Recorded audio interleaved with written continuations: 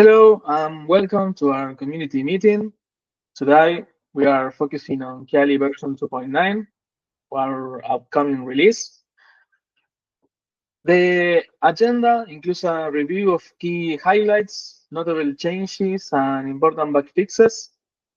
We'll also give you a sneak peek for the coming sprint, and finally, wrap things up with a community discussion. So let's start.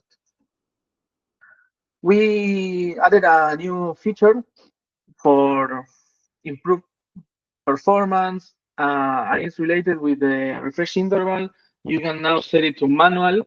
So this is good for users that have a lot of resources, and it takes a time to load. So there's an opportunity here to put it on manual. You can even set it as before in the KLCR, and then do the convenient label, the filtering, and then push the refresh button to get the resources. It's important to mention that um, it will prevent the initial page load, and then you can filter, then get the resources.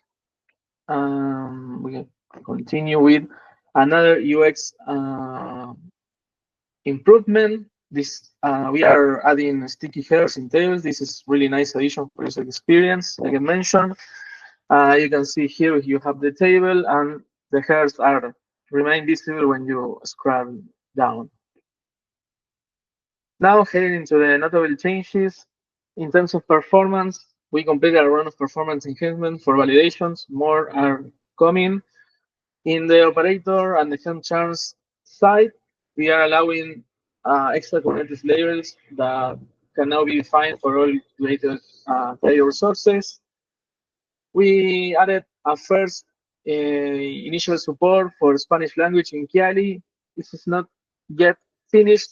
Everyone is welcome to contribute and translate. There are missing keywords and descriptions yet, but it's there and it's getting completed.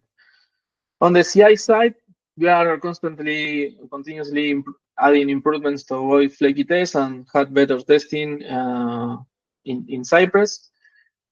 Finally, we are in one side adding a new FAQ around ambient, and also we updated the tracing FAQ. So you have there those links to follow and see the changes. Going into the bug fixes, we work on a bunch of things. In the graph, we removed a broken feature that we are proposing a new workaround to replace it. That is when it relates with the graph no focus. So with this workaround, you can still do it in a different way. So we remove it. In the operator, we were having an issue when defining an inaccessible cluster where the second I was missing. Now that is fixed. We also, in validations, we are now accepting overlapping calls in the wave definitions.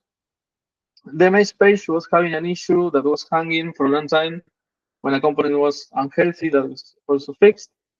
Finally, a demo was causing issues. I think it wasn't generating any traffic, I guess. Finally, we also fixed an issue for the Argo rollouts that was causing that linking to the details of a workload was showing incorrect information or missing information. Now that is fixed too. Then we are going a preview of the next sprint. We have some things in the backlog to pick and to work on. We have epics in progress, issues that are in progress and in review. We have a lot of things that are done from this sprint. We will continue working on priorities. Anything of the project, you can see it in the link that is below. So we reached the end of our sprint presentation. Now we'll move on to the community discussions, which won't be recorded. So I will stop the recording here. For those watching on demand, thank you for tuning in, and see you the next time.